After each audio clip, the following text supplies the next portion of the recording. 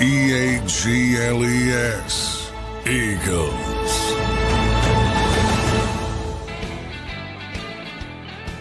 Welcome in, everybody, to a Wednesday edition of Birds 365 here on JAKIB Sports, following a big retirement ceremony for the great, the one and only Brandon Graham here on the show. Johnny Mac, how you doing on this Wednesday morning, brother? Birds 365. I'm doing well.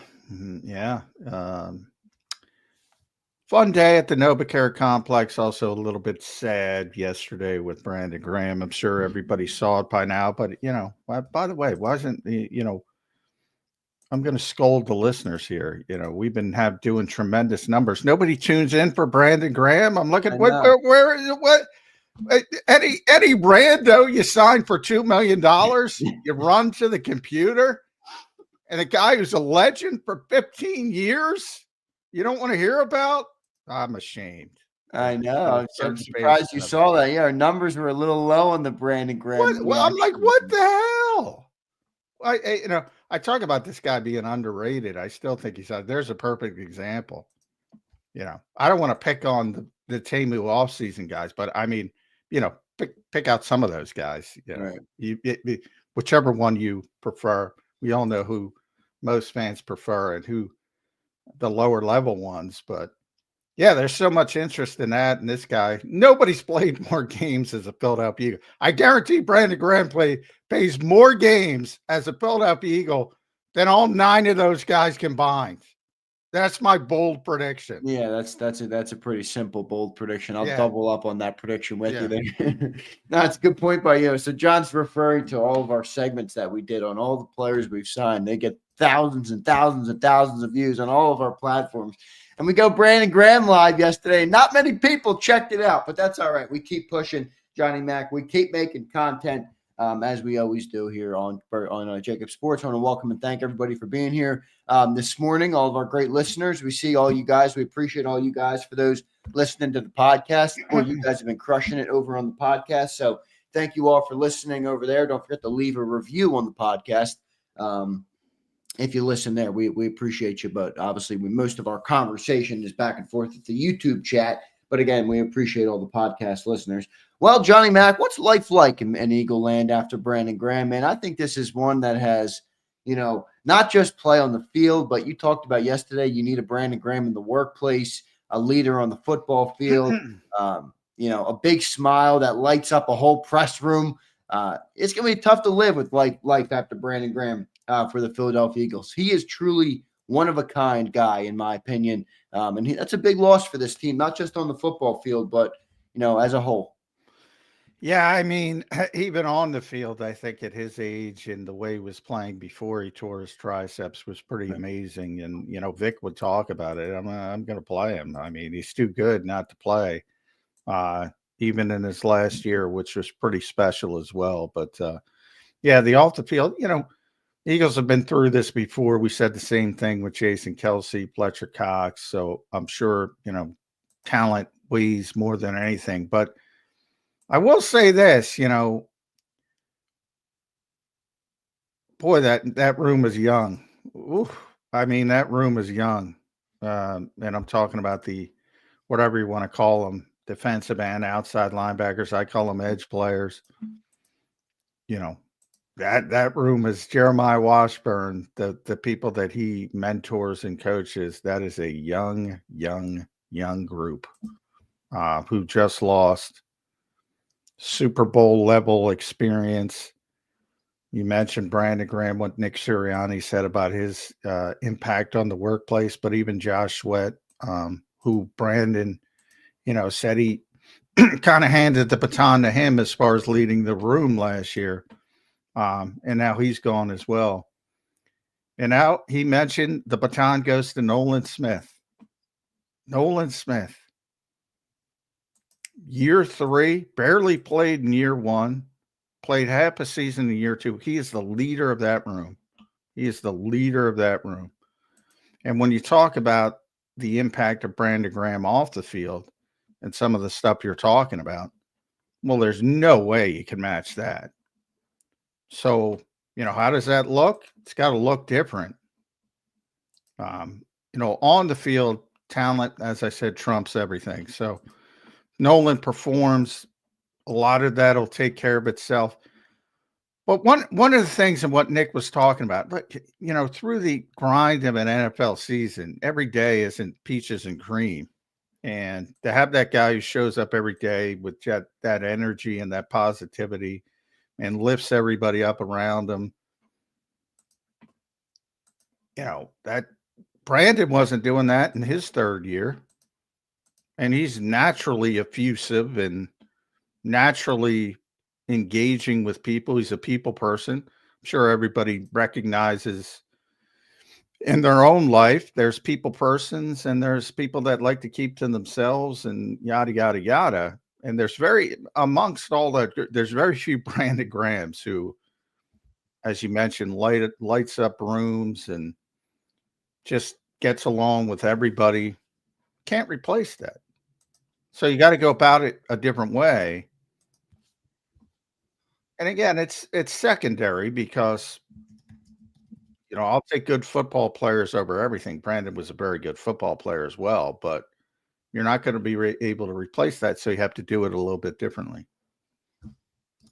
No doubt about it, John. That's a big void to fill. And you mentioned, the play on the field. He's a tough one, John, because this is where I hate the way we talk about players, where it's all stat driven and it's all. Oh, I hate it. I know you hate this. I'm sure you hate this with Brandon Graham because, I could make an argument, and I'm not going to go there. I don't think he is. I don't think he'll get in. But if you look at his grades and you look at the consistency and you look at the every down player and you look at the contributions he's had to this team, and stats weren't as big as they are now, you could make an argument for him to go to Canton in the Pro Football Hall of Fame. I've already made that argument. The minute you look at those numbers, John, and the stats and, 82 career sacks, including the playoffs, and, he's not going to get in because he doesn't meet the eye test for the, for the people who glance at the stats and the numbers and some of that stuff. But he is truly an unbelievable football player. And he was an unbelievable football player here for a long time, man. 15-year career,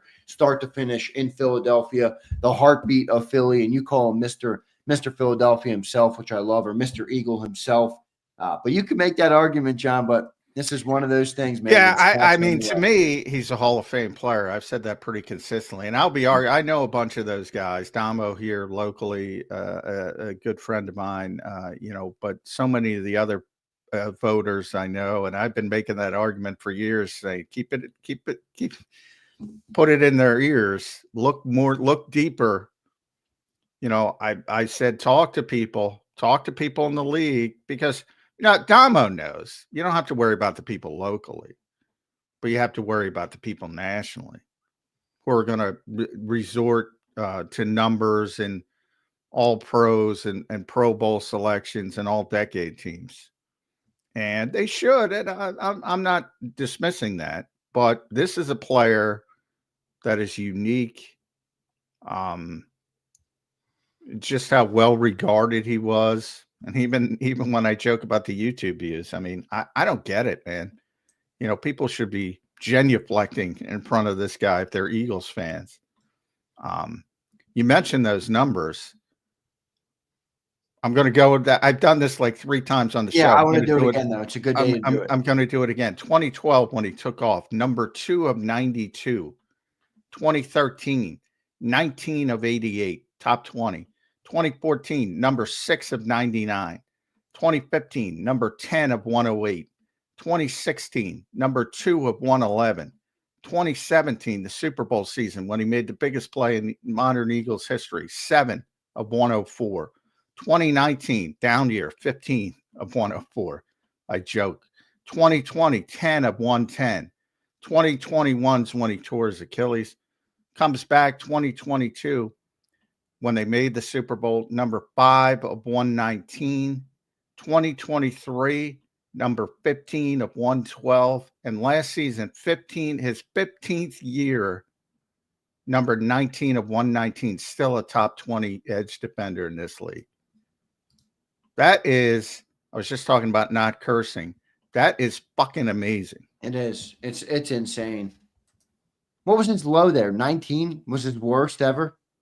19. He did it twice. He did it in 2013, the year after he took off, and he did it in his final season. He was still a top 20 player. Still a top 20 player. I mean, that's just unbelievable from Brandon Graham. And, obviously everything else he brings to the city, to the team as well, is unbelievable. And the void is going to be big. But BG, we love you. And I think even objective reporters like yourself, John, can say that BG's a player you like. You talk about how you're not a fan of players, you're not a fan of teams, but you like people. And Brandon Graham is an easy guy to root for. Oh yeah, I'm not a fan of players any longer, like I was when I was a kid, but I'm a fan of people. Yep. And yeah, I mean, I got to meet his mother yesterday, and that was the best part of my day, because I said, I've been doing this for well over 20 years. And I told her, this is my favorite person at cover ever. Yeah. Ever. I'm sure that made her feel great. Yeah. I mean, she's heard it many times, she said. So it ain't just me. And I think you've seen it from some of the Eagles. Everybody loves them. How could you not? Occasionally, if you can't take some of the trash talk, that might get to some people, because he's going to trash talk you.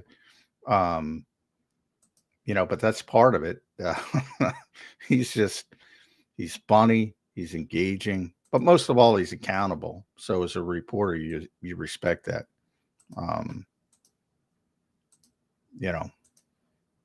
Even when he said this stuff he said this year, when he got sort of created that Jalen Hurts and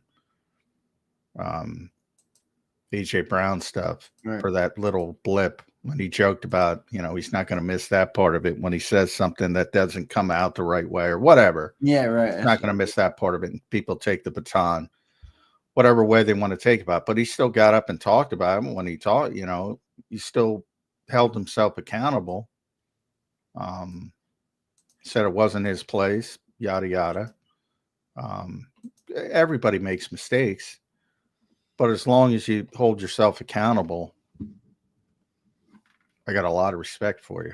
No doubt about it. BG, well done, man. A career, an unbelievable career, a job well done, and you earned every accolade you've had, you've earned, and you will continue to earn. So, BG, thank you, brother, and congratulations on your retirement. Johnny Mac, as we close the page on Brandon Graham, you mentioned the age of the defensive line room, or really the entire team, but the whole defensive line. Let's just look at this defensive line for a second, all right? Jalen Carter is 24 years old. Jordan Davis is 25 years old. Nolan Smith is 24. Jalix Hunt is 24.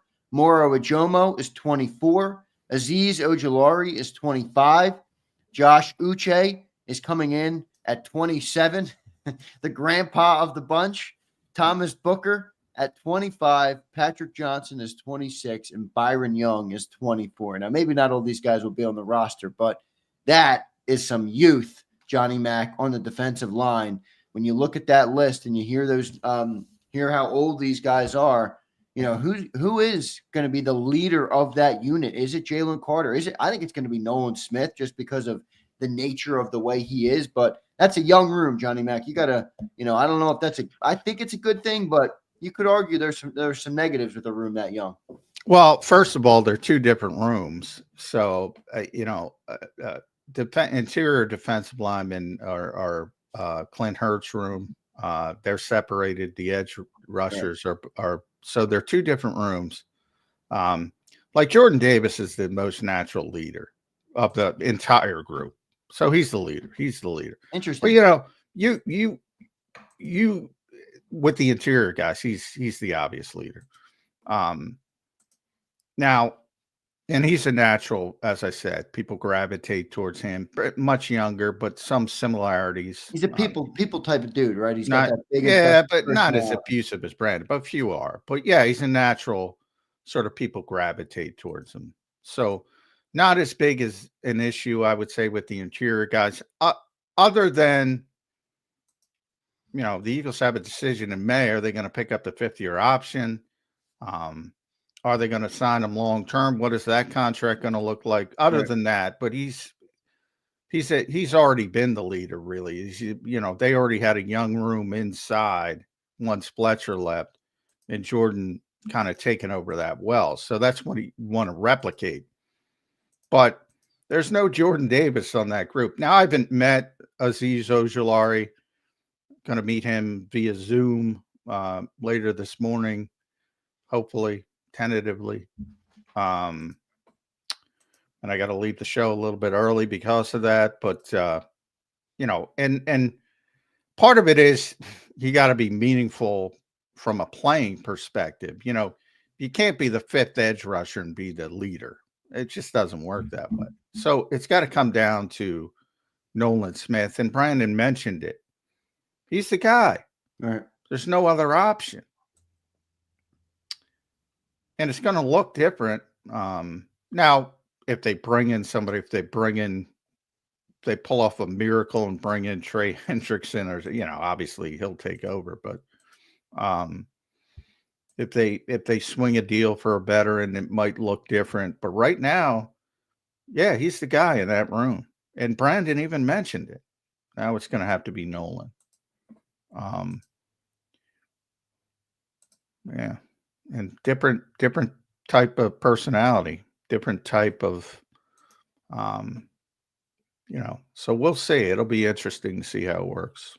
Yeah, interesting. It will be interesting to see. How about the on the field, John? I mean, I know Brandon Graham was toward the end of his career, was still a top 20 edge last year when he was on the field, but how about making up for the loss of him, not just that from a leadership perspective, but on the field is going to be tough to do. We've obviously talked about this edge rushing room all offseason so far. I mean, I think Uche is going to be okay, and we'll see about him. These are a bunch of dart throws that we've talked about here, but that's going to be a tough guy to replace. And you mentioned a couple of those young guys. It's going to be a big role for them moving forward. John, I really think big role for all these young guys across the whole team. Lane Johnson's the only guy left. I saw somebody, if I would love to be able to find it, somebody put out a tweet yesterday of all the 30-year-old plus guys on the Eagles. There's like 4 of them.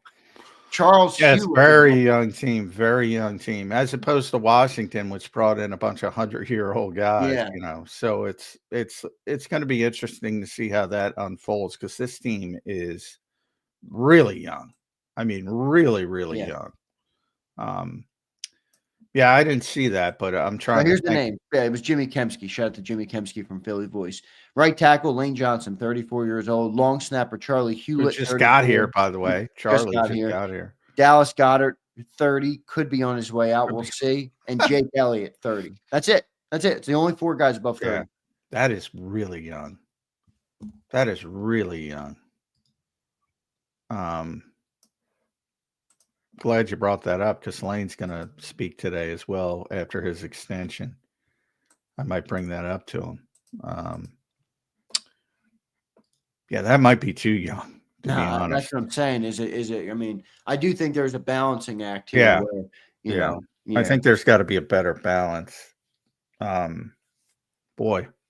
And as I said, you look at Charlie. I mean, long snappers are a little bit different. They can play forever and all that kind of stuff, but he just got here. Now, I mean, he was like a legend in Cleveland, so he's like a Doran Boss here, or like, Rick Lovato was here, so he'll fit in. And I already have spoken to him. He's a natural leader. But again, how much can your long snapper do other than resonate with the community? He's not going to be a leader on the team. No. Sometimes those guys resonate with you. He did in Cleveland. Dornbos did here, like I brought up. And I wouldn't be surprised if that happened, but there's only so much you can do. Same thing with Jake as a kicker. It's only so much you can do. In Dallas, I'm still leaning towards, on that 50-50 scale, I'm still leaning towards the negative about him being back. Yeah, this is a ridiculously young team at this point. Well, not done, but at this stage, really, you're going to draft people, and they're going to be young by definition. And then maybe you make a trade down the road or sign a post June 1st guy. But that is really young. It is. I mean, now the one thing is this is a young group that has pedigree. This is a young group that's seen a lot. I mean, not every young guy can say they've been to a national championship and a Super Bowl and won them both before they turn 25. I mean, that's rarefied air, but that doesn't mean that they're going to know how to factor it. But I do think having that championship pedigree will give the guys, a little bit of a better chance. Well, yeah, and there's Jalen's like such a different young guy, isn't he? He's so different. Yeah, he's the oldest. What is he now? 26. He's he's the most mature. I think Jeffrey said 25-year-old now, 26, whatever. Zach Bond's 28. What a lot of Nakobe Dean's a natural leader. So and I mentioned Jordan Davis, he's a natural leader. So a lot of it, but the NFL makes a big deal out of players being 30, because they don't want to pay them, basically. Right. So you can't say it's not a thing when you make it a thing. So somebody like Zach Bond, who's 28, I guess, he proved himself, I would say. So that demarcation line, what does it really mean other than a financial perspective? Like I would say those certain guys, Nakobe, Zach, Jordan Davis on defense, they're natural leaders. And even you can see it developing with somebody like Cooper, but he's so young, it's hard to put him. Reed, a natural leader. Reed Blankenship. So, yeah, now that I think about it, maybe it's not that big of a deal. It's just a number. Yeah. But it is a very, very young team. It is. It's a young team, no doubt about it. And then you go over. Somebody might want to tell Adam Peters in Washington that it's a young man's game. I'm looking at Jimmy. Shout out to Jimmy Kempsky again. He's getting some love on the show this morning, but he put out this. Just in free agency alone, the Commanders signed, traded for, or re-signed 10 players over 30 years of age, plus an additional 5 players who will turn 30 between now and the end of the 2025 season. Now, the reason I bring that up is because the war of attrition is something we talk about all the time, John. The war of attrition favors the youth, man, favors the young. It does. You talk about that. That's an old team in Washington, boy. 10 plus people just in free agency that are over 30. Yeah, there's a give and take. Like I said, look at Brandon, the way he was playing. But to your point with attrition, he got hurt. Look at the way Slay played. And I constantly Slay and Gilmore. Gilmore hasn't even signed anywhere yet. Whenever he decides to sign, I'm gonna predict that they're the best cornerbacks on their particular teams. I don't even know who Pittsburgh has. I haven't looked at it. I'm going to project Slay's the best cornerback on the team. Porter, I think they got. Who else do they have over there? And Joey Porter's got a ton of talent. Yeah, it does. They got Minka Fitzpatrick right on there, but he's a safety. He's a safety. Yeah, I'm going to project Slay's going to be their best corner. Now, at some point it's got to turn negative, but it's been that way. Post 30 now. At 30, he was the best corner. 31, 32, 33, 34. Why not 34? Same thing with Gilmore. And he's gone from team to team. Best corner, best corner, best corner. Those guys know how to fucking play. I know they do. And that's half the battle. Even and that might be the most taxing position athletically in the NFL. Cornerback. But those savvy guys, man, I said, to me, I looked at it from the standpoint of a usual way an NFL team builds a roster, usual way they think, and I said, well, why, if you're not a legitimate Super Bowl contender and you think maybe a top tier veteran corner can put you over the top, why would you want Darius Slay? Why would you want Stephon Gilmore? I'd prefer to build with, you're not ready to win now, right? Build with younger guys and hopefully you have something down the road. So I agree with that part of it, and I don't know why Pittsburgh signed him because I don't consider them. They don't even have a quarterback. Yeah, they don't, and they're not in a good spot. So I mean, I don't get it from that standpoint, but he can still play. I know that. Played well last year, and I think a lot of people don't understand, and they're going to learn this year the different responsibilities of being the left corner and the right corner, because they're different. And one guy's got more responsibility, and that was Slay.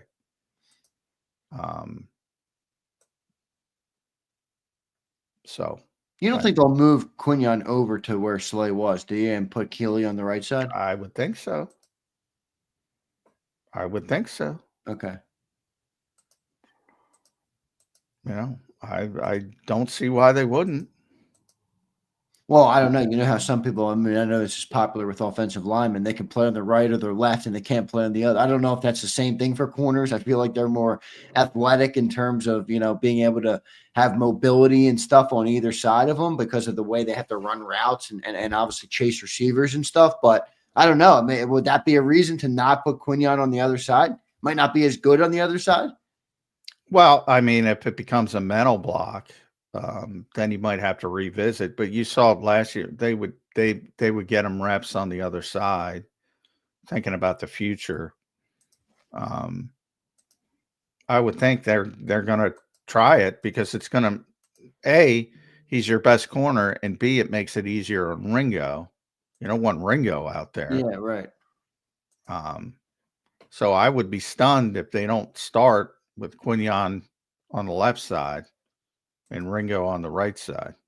Yeah, we'll see what they end up doing there. John, speaking of the 30+ thing that we were just talking about with the age, you know, I was wondering, I'm sure modern medicine and modern, you know, the advancements that we've had and the technology and all the stuff like that, that's got to give a little bit of a chance for the older guys to be better late as we advance as a society. No, I mean, aren't they all? Isn't that the new thing now? Modern medicine and all sorts of stuff. Well, yeah, I mean, you know, yeah, I love Landis' description of surgeries. Like that's why they made doctors to fix things. You know, some of those guys have that mentality. 15 surgeries, and they're like, oh man, I've had 6 surgeries. I get so much anxiety, and it hasn't been for a while, thankfully. But and some of these guys just treat it like, you know, going to the doctor for a flu shot or something. What'd you have? Knee surgeries? Yeah. My dad had double knee replacements both at the same time. Yeah, and I'm not getting a knee replacement because my wife got one of those, and so I've seen it up. I don't want any part of that. Yeah. Any part of that. I'll take the pain, but yeah, I don't want any. I tell my doctor, I don't want any part of that. Don't even bring it up. So anyway, but I digress. Yeah, I mean, yeah, obviously there's improvement. There's also improvement in just all the things that Chip Kelly talked about way back in the day, and nutrition and sports science and the way they rehab injuries. So it's all gotten better over the years, and yeah, it's an advantage for everybody, but it's an advantage for the younger players too. So they still have the youth is the biggest advantage, as you mentioned. It just is, and it is a young man's game. Yeah, no, it is definitely a young man's game. So we'll see. John, somebody I wanted to talk about on this show today is Jordan Davis. We brought him up a little bit earlier in the show, but, you know, I was thinking about that 5th-year option that's looming out there. And I don't know what you would project if they were to get a contract done with him, but some of the numbers that were originally mentioned, and I don't know if they would be anywhere close, to be honest, you know, in the actual deal, but some of the numbers that were mentioned prior or earlier this offseason this year really look generous now when you consider how the league is exploding in terms of what they're paying defensive linemen. So, you know, does that change whether you would extend Jordan Davis? I mean, where are you overall right now on Jordan Davis? Is he a guy you would extend regardless of the number? It's that one's a tough decision. Would really have to deal with the contract, as you mentioned, he doesn't play a lot. That's the reality. So to me, I think he's a very valuable player. I think he's hard to replicate. I've talked about this from day one when they drafted him. I wasn't sure about the draft, not because I didn't like the player. I love the player. It was just, I thought it was a very esoteric pick. And when you pick somebody at 13 and you trade up to get him, by the way, targeted trade up, they were 15. Ironically, Kenyon Green ended up going 15, and now he's here. But from the standpoint of, we always talk about sacks. We just talked about it with Brandon Graham. It's not a high-level sack player. And, he almost can't prove himself and his impact if the Eagles' defense is good, if that makes sense, like they were last season. Because the Eagles were so good last season, they didn't have to roll out multiple their variable front, their five-man front. After week 4, they barely used that at all. Exactly. So, Moro Ojomo ended up playing more than Jordan Davis because he's going to play more in obvious passing situations. And I'm including the postseason with that. And I think the numbers were 490 to 444 or something like that. So it was close, but Moro actually played more. But if the Eagles can't stop the run with those 4-man fronts, they play the 5-man fronts. And they generally play it on first down. Not always, but, base to try to get you in second and long.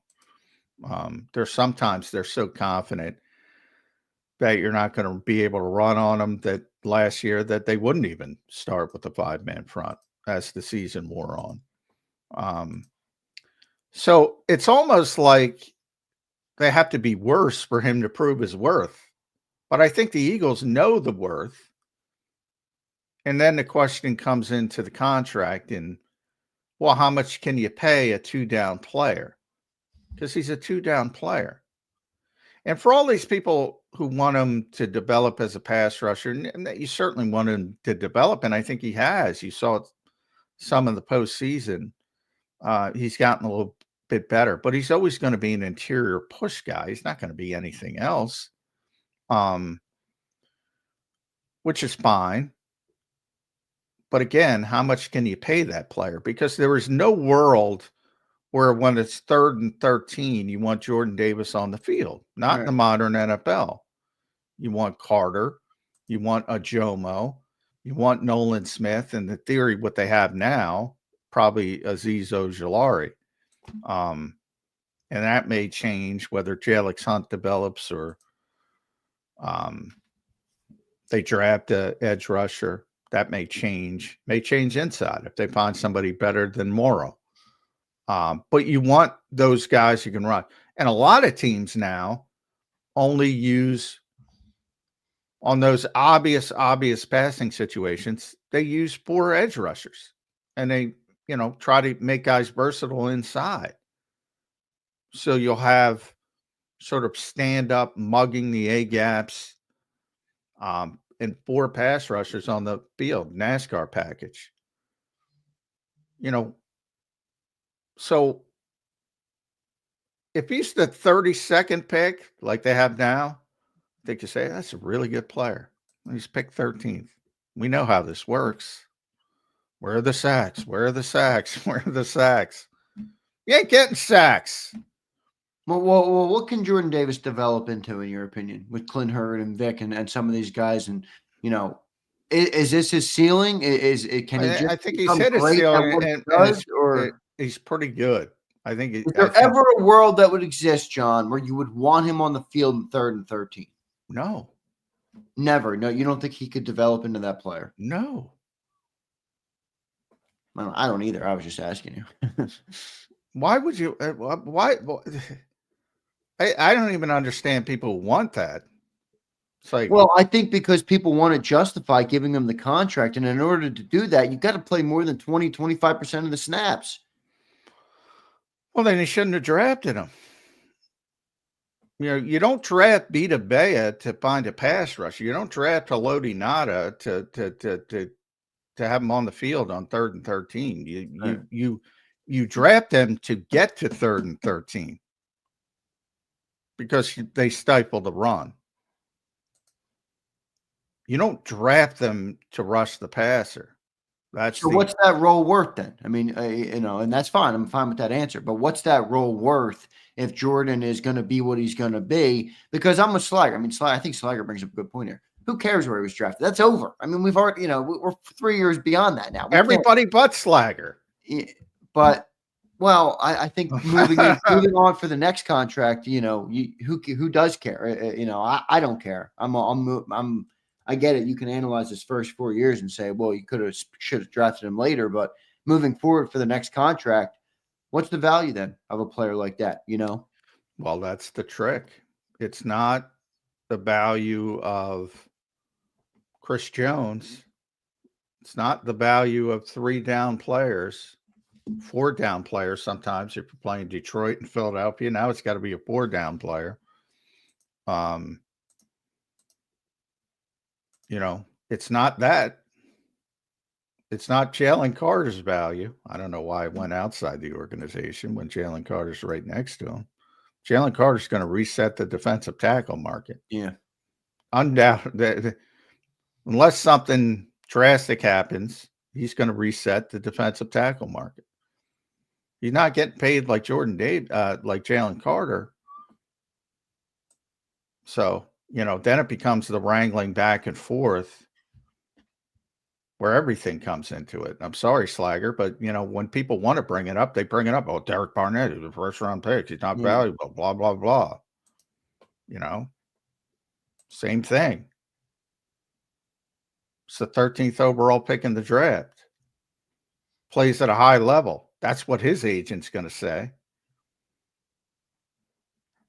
Everybody had good grades on the Eagles last year, but Jordan Davis was 20th in the NFL at interior defensive lineman. They don't split him up, so he's even better as a 3 down player.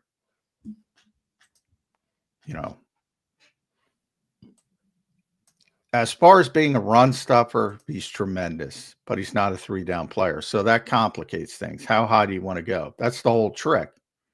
Well, let's just look because, Dexter Lawrence is probably the best nose in the NFL, right?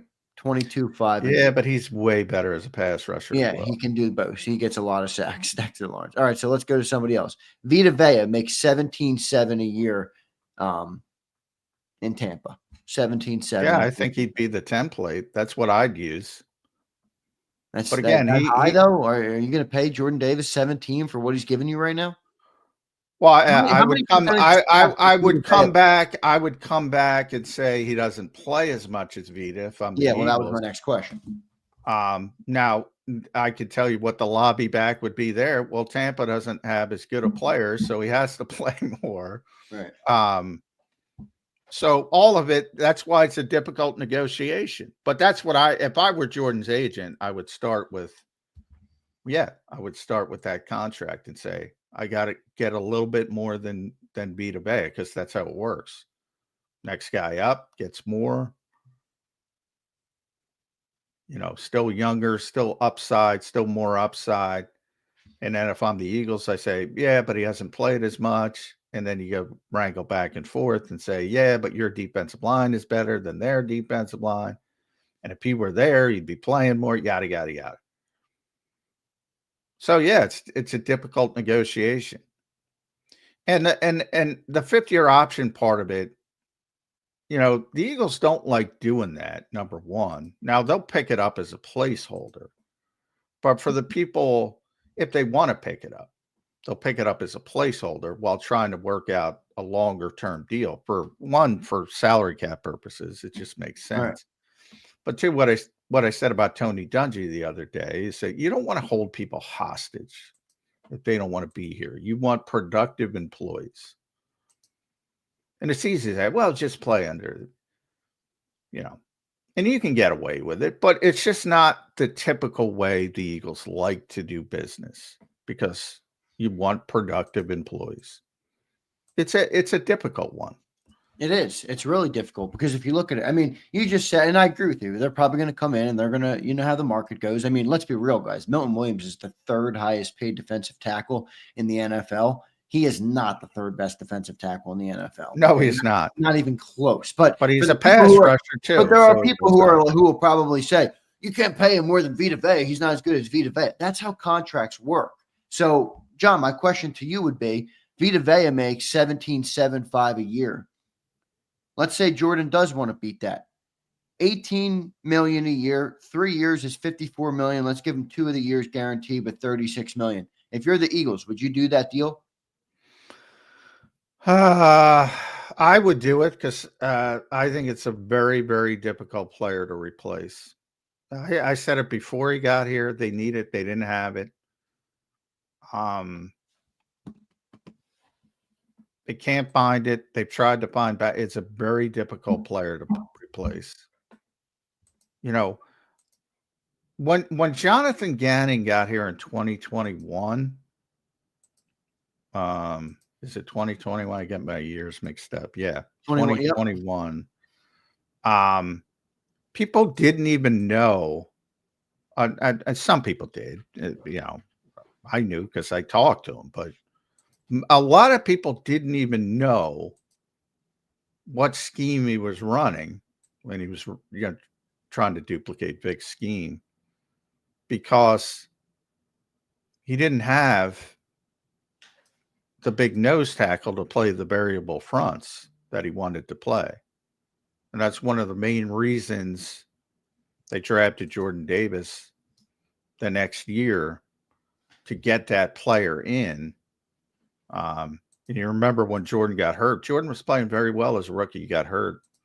And then they brought in Linval Joseph middle of the season because they needed that player to run that scheme. Right. Vic needs that player to run his scheme. Where are you going to get that player? Yeah. At that level. And that will be what Jordan Davis uses. But boy, $18 million a year just sounds too much. And by the way, that's low. Just remember, his cap's going up again next year. See, I was thinking more in the ballpark of 10 to 12 million. And with Jordan Davis, you get the deal done. But if you're going 18 plus million,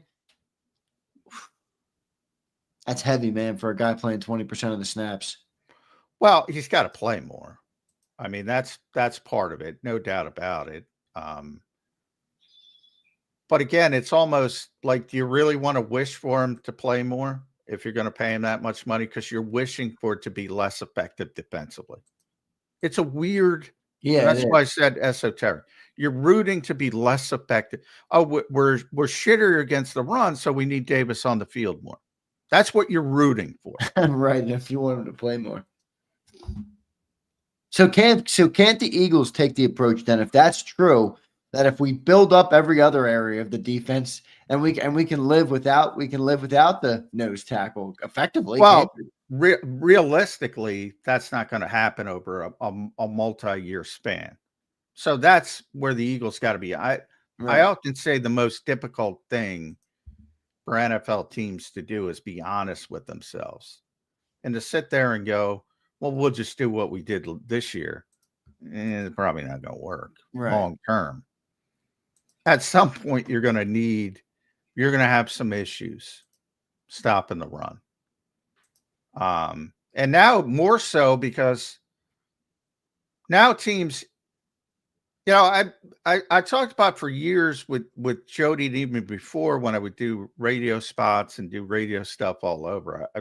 I was waiting for the team, and I always thought it would be Belichick in New England. I was waiting for the team. Everybody just keeps putting small defenders on the field, 230-pound linebackers. Right. 2 linebackers, taking a linebacker off the field. Big talks about it all the time. The fullback and the linebacker, the third linebacker, don't exist anymore. That's the biggest change from when he started to now. And I always said, who's gonna look at all these? Think about even up front, Nolan Smith sized players out in the NFL and say, all right, I'm just going to line up a bunch of big, strong guys and run the football down their throat. And it turned out it was the Eagles and to a certain degree, Baltimore last year. Now everybody's going to look at that. That's what this league does. It's a copycat league, right. Slow moving copycat league. So everybody's going to be watching film of the Eagles and what they did to them. And they're going to adjust both on both sides of the football, not only defensively, but offensively, and say, well, if they do it, why can't we do it? Better get some offensive linemen and a running back, but I digress. So things move. They're fluid. They don't stay the same. They're not static. And you're going to need this player or somebody who can duplicate what this player provides. But you're going to have to pay a lot of money if you want to keep him. And right now, he doesn't play enough to justify that. So it is very, very difficult, I would say, negotiation. Okay, we're looking at $18 million for Jordan Davis. We're looking at $40 million for Jalen Carter. I think 18 might be low. You're looking at $25 million for Cooper DeJean. You got $15 million for Zach Ball. I mean, it ain't all going to work. Something's got to give on that defense. I mean, I don't know. We'll see what they end up doing with Jordan Davis. But how about the immediacy, John? Do you think they'll pick up the fifth-year option? That's not something they typically do, but I mean, if they do, it'll be as a placeholder. In other words, they'll pick it up this, whatever it is, May 1st or May 2nd. Yeah, right. I forget the date. They'll pick it up as a placeholder. They will not let him play the 5th year under that number for cap purposes. Right. Remember, this is his 4th year, so you have a whole year to work a whole it year, out. Yep. And then next year would be the 5th-year option year. What is the 5th-year option price? I think it's 12 or something, somewhere in that range. But they don't want that big lump on the cap. They'll work out a longer term deal. Yeah, that's why they don't do that, because you can't manipulate the cap hits on those options, those 5th-year options. But he's more difficult. Obviously, what usually happens is 3rd year pops up. You're going to see this with Jalen Carter. They extend him, and you're never worried about the 5th-year option. They'll roll it in the 5th-year option. Kind of like Devontae Smith is what that's what they normally do. It's a little bit more difficult with Jordan because it's not a slam dunk because he doesn't play that much. That's a legitimate concern, but and that's why I use the term esoteric, because I said it from day one. I'm not sure this is going to work because I'm not sure people are going to understand the value of the player. And here we are. And I think a lot of people don't understand the value of the player. See, if you told me, give him a 3-year deal, it's $12 million a year, which is around what the 5th-year option is, done. Well, that's easy. That ain't realistic, though. $18 million is heavy for Jordan Davis, but we will see. Let's get to a couple super chats. Then we'll get to our first commercial break. Coming up in hour number 2, we have Brandon Lee Gatlin, BLJ. Normally we have Mike Gill on Wednesdays, but we had him on Monday. You guys know that, obviously. He's down in Clearwater for the Phillies spring training, so we won't talk to Mike this week, but we do have BLG coming up in hour number 2. JD3 checks in. He says, shout out to J-Mac for burying me for 15 minutes about Harrison Bryant, but spending 15 minutes last episode saying my exact same takes. I forgive you, J-Mac. Yeah, I think JD, you're gravely overstating that. You were projecting him as a starting. I'm talking about Temu off-season players. Well, I think what you said about the floor is what he's talking about. Yeah. No, as I recall, and I don't even recall, to be honest, but there was one, and it might not even have been JD3. It was one talking about Harrison Bryant, like, oh, he can be a starting level tight end. And I was ripping that person. So if that was you, JD, yes. I don't think that was him. I don't think that was him. I do remember when we had some fun with him on the show for sure. Yeah. So, as far as floor of the players, yeah, I'm not terribly high on any of the Temu offseason signings. No, you're not. Of the two that I think are the most safest bets to be on the team are Dory Jackson and Harrison Bryant. That doesn't mean I think they're meaningful, impactful players. But yeah, so I don't know who that was, but the one that was making it out like he could be the replacement for Dallas Goedert, that's the guy I'm ripping. Yeah, no, he ain't Dallas Goedert. No, he's not. Brian Pumper checks in. What's up, Pump? All the data I've collected. Jordan Davis plays 12 snaps a game. Sounds like he's only valuable for off-field factors. Give him a quality control job. Come on, Pumper. Yeah. The data Pumper collected. All right, Pumper. Yeah. Well, I just spent 15 minutes talking about Jordan Davis, maybe. Yeah. I mean, so I'll lean on that, but yeah, I think you should collect more data, Pumper. That's what I would say to that. What's data collection if you're not collecting the right data or doing it effectively? Well, yeah, well that's the key to. It's not the data; it's the correct evaluation of the data. Come on, Pump. How you collecting data? He says again, Jordan Davis is the size of a Mack truck, but with the mentality of Hello Kitty. Good day, sir. Yeah. Well, all right. Pretty good against the run. Brian Pumper is a funny guy. You got to give him that. JD3 checks in. He can give someone else 12 dominant rundowns for $18 million. That's what they're not getting. They only listen to one part of it. You ain't going to be this good against the run with 4-man fronts in perpetuity. I guarantee that. I can't guarantee a lot of things, but I can guarantee that it ain't going to be that way in perpetuity. And when you're struggling against the run and you're trying to play go ask any defense that played the Eagles this year. What happens when you struggle against the run? Yeah. And you're trying to play Javon Hargrave at nose tackle. Enjoy that. That's what happened. So from that response, I would be led to believe that Johnny Mack is in on Jordan Davis at $18 million a year. Yeah, it ain't my money. What do I get? Yeah, he's a good player. He's a very hard player to duplicate. I mean, again, go back to Twitter.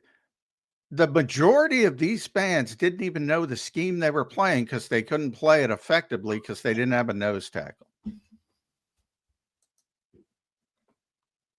Couldn't find a nose tackle. Had to play Joe. Did everyone enjoy Javon Hargrave as a run defender? Hell of a pass rusher. Hell of a pass rusher. He stunk against the run. Playing nose tackle. Think about Moro Ojomo playing nose tackle. Wouldn't work. Right now, your second best nose tackle is probably Thomas Booker. I love Thomas. Maybe the smartest guy on the Eagles. Stamper guy. Call him Senator Booker. I don't want him playing nose tackle. Yeah, the other thing is, I think Twiz brings up a good point here. I don't think people comprehend it takes DTs a few years to develop. 100%. I mean, Jalen Carter might have warped our mind because he's already like the best defensive tackle in the NFL. Well, I don't think people comprehend they play different positions. There's nose tackle. There's shade technique. There's one. There's three. There's five. In general, I mean, the whole thing is harder to. Look, I want him to play some 3 technique. If he can't play any 3 technique at all, it's going to be hard to justify. Why would you want him to play 3 technique when you have Jordan Davis? Because he's got to get on the field somewhere. When you have Jalen Carter and Moro. But if you have better 3 techniques, here's what I don't understand. If you have better 3 techniques, why don't you let them play 3 technique and let the guy who's better at shade or nose play that. And he's definitely better at that. But if we talk about getting him on the field more, then what does that look like? Like you said, it means your defense is lesser. It's not as good if you want him on the field. Yeah, but you need the player. You need the player because you can't. That's where you have to be honest with yourself. You can't expect in perpetuity you're going to be able to stop the run with a bunch of 3 techniques out there who, in theory, on paper, shouldn't be able to stop the run. Nobody says Jalen Carter should play more nose to prove his worth. It's a different fucking position. Yeah, and by the way, if you did, you got problems. And by the way, he could play nose. When I said he's probably their second best nose tackle. Never plays it because why would you play it? But he's so good, he could probably, persevere. But you don't want him doing it. Why would you? I don't get people sometimes. Oh, he's got to play more 3 technique. I got 3 techniques. I need a nose tackle. I'm trying to think of a world where you pay him money, he can give you the value he gives you that we've extensively talked about today, and he can get on the field a little bit more. I'm not saying 3rd and 13, but I don't know, 3rd and 6. Can he get out there? I mean, we need a little bit more. He can play on 3rd and 6, sure. But again, the Eagles were so good last year. At some point, I get everybody wants to pump their chest out and they're going to be good at that and Vic and this and that. It's not always going to be that good. And you're going to need a nose. You don't have to go back far. Look at the difference between 2021 and 2022. You don't have to go back very far. And the impactful difference, and it wasn't just Jordan, it was Linval as well after Jordan got hurt. They need that player to play this scheme.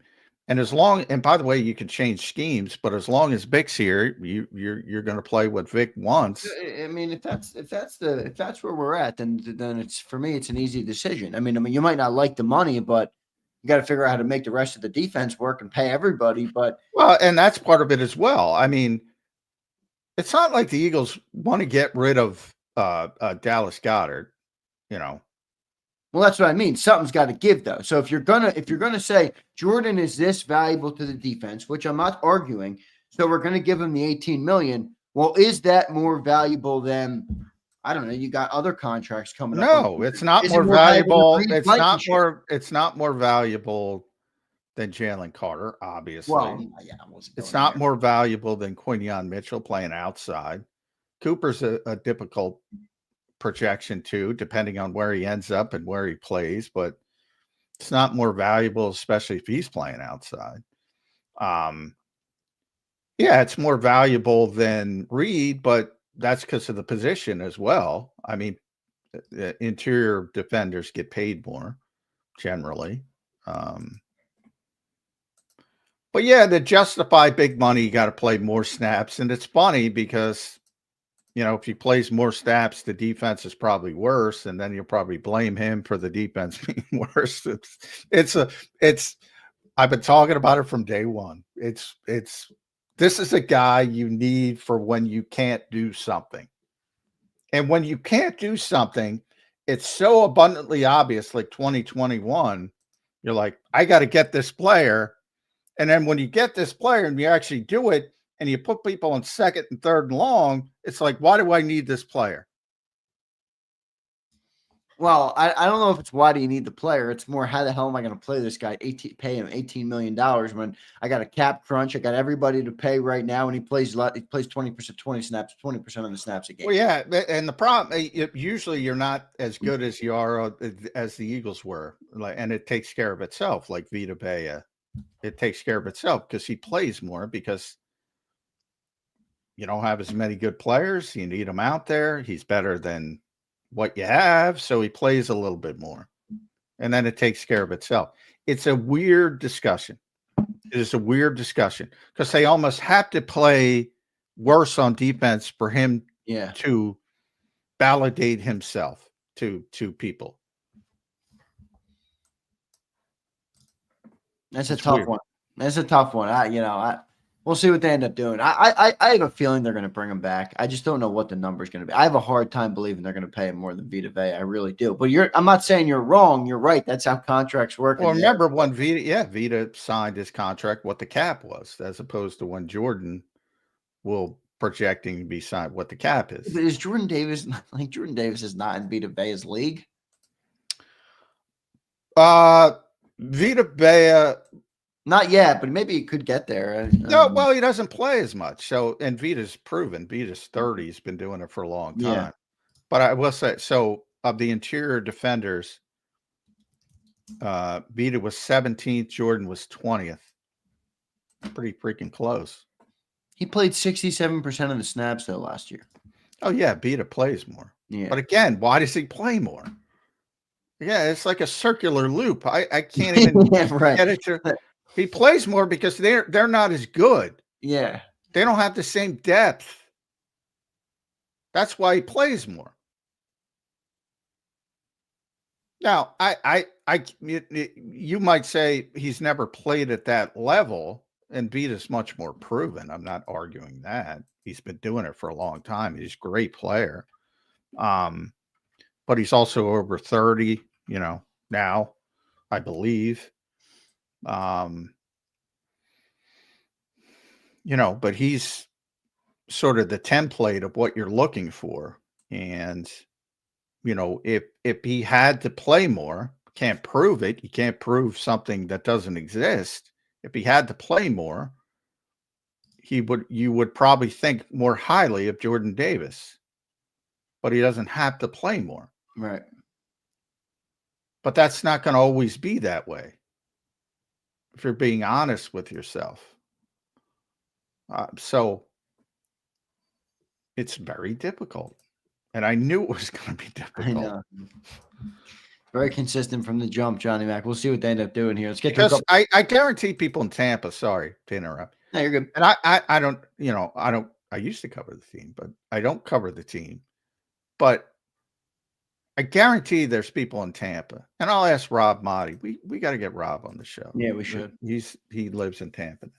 I guarantee there's people in Tampa that say, we got to get, and Vita's a very good interior pass rusher as a nose tackle. But I guarantee people say, well, they got to get better interior pass rush. Because as good as one of the best interior pass rushers are, they're not going to be a nose tackle. I shouldn't say interior. They don't rush the passer. That's not what nose tackles do. They're not Jalen Carter. They're not even Milton Williams. They're not that type of three technique player. But he's out there because he's better than what they have. Now, would it be nice if I would assume because he was a 7th round pick and people assume that Jordan Davis, because he was the 13th pick, getting back to Pedigree, which I forget the commenter said doesn't matter until it matters. People will say, well, he's got to be better than Moro Ojomo as a pass rusher. I mean, isn't that the thought? Even though they play different positions, and one guy's 285 pounds and extraordinarily quick and is a traditional 3 technique. Like, nobody's asking Moro Ojomo to play nose tackle. So why are you asking Jordan Davis to play 3 technique better than Moro Ojomo?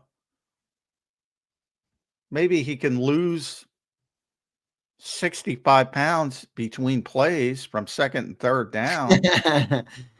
Well, because look, you know what it comes down to. It comes down to money. That's why. That's why they do that. Why do you ask him to play the 3 technique? Because he's making $18 million. Moro Ojomo is making $800,000 or whatever it is. Well, it's not your money. It's not my money. I don't care. I'm just saying. Well, I'm saying in fans in general.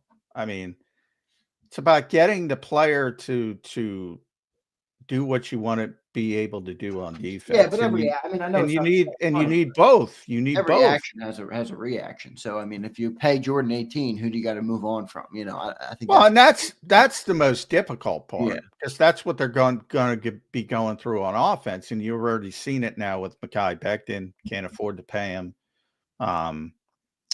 even at a much, $10 million. You can't pay 5 guys $10 million.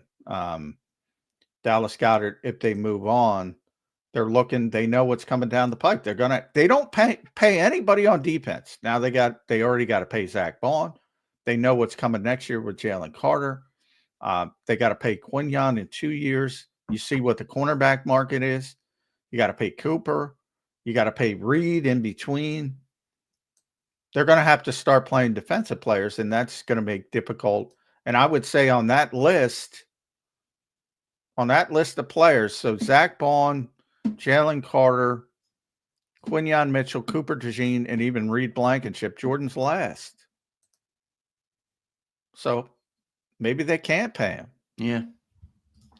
Mike Kravik says, how much for Blankenship extension? Well, that's an interesting one. Yeah. Again, pedigree comes into it. And it, unfortunately for Reed, because he's not going to get as much as he should. But he's going to get a lot. But I'd have to look at the safety market. And I'll pull that up when we take a break. But I would think the Eagles would be able to get him at under 10 million. I would think, but that's just because I think he deserves more than 10 million. But pedigree comes into it. Sorry. It does. 10 mil for Reed. We'll see. Brian Pumper says, I conclude that Jordan Davis is in fact mid. Johnny looks A-Rod eyeing your Vikings legacy move. I don't know about the A-Rod. What are you bringing up A-Rod is I don't know. In a mid conversation? I don't know what he's going for. I did look up A-Rod. I did my data on A-Rod Pumper. 696 home runs. I don't think that's mid. No, that's not mid at all. Brian, did he call A-Rod mid yesterday? No, well, he said, yeah. Today. I don't know. Yeah. Forget what he called him yesterday, A-Rod. Bald Eagle. I thought he talked there. Oh. Wait, and hey, my love of the Chicago Bears. I don't know if you know, Pumper. I've also been accused of loving the Packers. I'm a big A-Rod guy. How does that work? I love every team. I love the Lions. Eagles fans were incensed at me. You don't even have to go to other teams, John. My favorite is one day we'll get comments that Johnny Mac's carrying water for the Eagles organization, and then the next day we'll get comments Johnny Mac is a hater, or Johnny Mac is perpetually negative, and I'm like, make up your fucking mind. A good night. Bald Eagle checks in. How do people expect Davis to develop into a pass rusher? The dude is doubled and is too big to split any two linemen. Stats will go up with a good defensive end. Well, they've had good defensive ends, but I digress. He's a nose tackle. I don't know what else to say. It is a nose tackle's job to take up 2 blocks. Right. It is a nose tackle's job to take up blockers to make things easier for others. That is their job. Now, would you like a better interior push on the pass rush and to push guys back into quarterback's lap? Yes. And he's gotten progressively better at that. And he was good at it in the playoffs a few times. But that's what Vita does well. He just bulls people back. That's what Haloti Ngata did well in his prime in Baltimore. But, yeah, he's not – nobody wants to turn at the NovaCare complex. Nobody wants to turn Jordan Davis into a 3 technique or even a 4-eye. Yeah, I don't want to turn him into it. I was just wondering if he could do it maybe a little more if they need him to. Well, he's already done it. Anybody can line up anywhere, as I said. Anybody could line up at nose tackle. I mean, line up and not be a liability. Yeah, exactly. That's the trick. The point is they have better options to play 3 technique and 4-eye. Occasionally he'll line up there because you want to it's a rotational position. You might want to give somebody a blow, yada, yada, yada. But, they don't have, and they've been looking for a backup nose tackle. Noah Ellis, Christian's brother, big 300-foot. They constantly bring in these big body guys, and they can't play. To find a guy who can play and move like Jordan Davis or Vita Bea is rare. And that's why so many people have difficulty finding them. Yeah, no doubt. Brian Pumper again checks in. Bust Davis is Andre Drummond. Does one specific thing good, but when he gets too much playing time, it's catastrophic for the team. Well, I mean, yeah, he does one thing well. That's fair. How much is that worth? He's a 2-down player. I started the conversation with that. People don't listen. Fair. Yeah. Brian Pumper again. Wolfgang Pumper cooking these dudes in the chat. Pump, keep cooking them, brother. Do whatever floats your boat. All right. I appreciate all you guys. Good conversation there. And Jordan Davis went a little longer than I wanted, but it's good because this is one I do think it's one of the interesting developments of the offseason to see what the Eagles end up doing and how they draft, obviously, and all those things. So talked about BG, talked about Jordan Davis, talked about the youth on that defensive line. Unbelievable youth, but appreciate all you guys being here. We'll get to our first commercial break, and then we're going to talk to BLJ coming up in a little bit here on Birds 365. So thank you all for listening. Hit that like button. We'll be right back in 3 minutes on Birds 365. The following is a real testimonial from the father of a young injured victim. I didn't think she was going to make it. Major Perry's daughter was the victim of a horrific accident caused by someone else's negligence. If you don't find the right counselor, law firm that you're looking for, you will get lost in the wilderness. Badly injured? Call the Fritz and Bianculli Law Firm at 215-458-2222 and find out why they say, "We got this."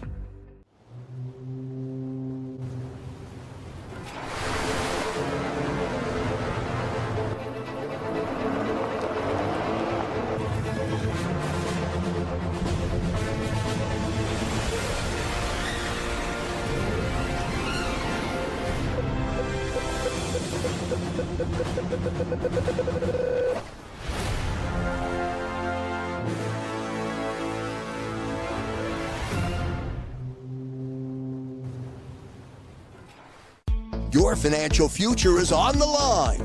Are you ready for what's next? At Leone & Company Wealth Management, we help young professionals, business owners, and pre-retirees navigate the complexities of building and protecting wealth. For young professionals, we'll help you grow your wealth, plan for your future, and make the most of your hard-earned dollars. For business owners, we provide strategies to protect your company, manage risks, and create a lasting legacy for both your business and personal wealth. For pre-retirees, we'll design a plan to secure your retirement, ensuring you can live comfortably and confidently in your next chapter. Whether you're just starting out, managing a thriving business, or preparing for retirement, we're here to help you take control of your financial future. The first consultation is on us. Get the advice you need without the cost. Let's make your financial vision a reality. Take the next step. Scan the QR code to schedule your free consultation today. And of course, go Birds.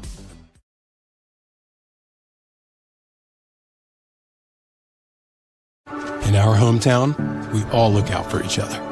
We step up to keep our communities going strong. And at Independence Blue Cross, we're here to keep you going strong as the #1 health insurer in the region. No IBX is always looking out for you. EAGLES, Eagles.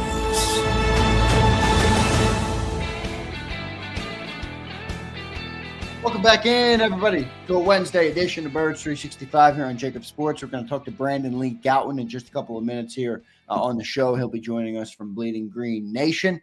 Johnny Mack, yesterday, Brandon Graham retired. We talked about it in the opening segment. One thing I did want to tell the people on Birds 365 is bring us inside the room, John. Just I know there were some players there. I know Jalen Hurts was there. Fletcher Cox was there. Lane Johnson was there. Who else was inside the room to be there for Brandon Graham's retirement speech? A lot of people. Nick was there. Nick Sirianni, obviously. Howie Roseman was there. Brandon's family was there. His kids, his wife, his mother, his father. Afterwards, you had collection of pictures. People probably saw Lane and Fletcher. Big Dom came up to take a picture with BG. His agents were there. So, and then a lot of coaches, Kevin Patullo, Bobby King, some of the people. Jeremiah Washburn got the picture treatment as BG's position coach. Thomas Booker was there. Alex Hunt, Nolan Smith popped his head in, the new leader of the edge room. So a lot of people. And again, I tried to hand as much as I could over the weeks. This was always coming, and the Eagles always wanted to make a big deal out of it. And there's some logistics to do. You got to get players. A lot of players are on vacation. Zach Bond, it hasn't even signed his extension. He'll be in today to sign his extension because he was on vacation. A lot of logistics when you put together stuff like this. People coming in from different ports of call, so to speak, and Eagles got it done. They have experience now with Jason Kelsey and Fletcher Cox. And where's Jason Kelsey? I swear, I don't know. I don't know. I don't know where Jason Kelsey is because he's around a lot, but the dude's doing a lot. I don't know if you saw, now he's big time. He's getting Jason Sudeikis on his show, Ted Lasso. I saw you had Ben Stiller. You're not getting these guys in Haverford, these guests.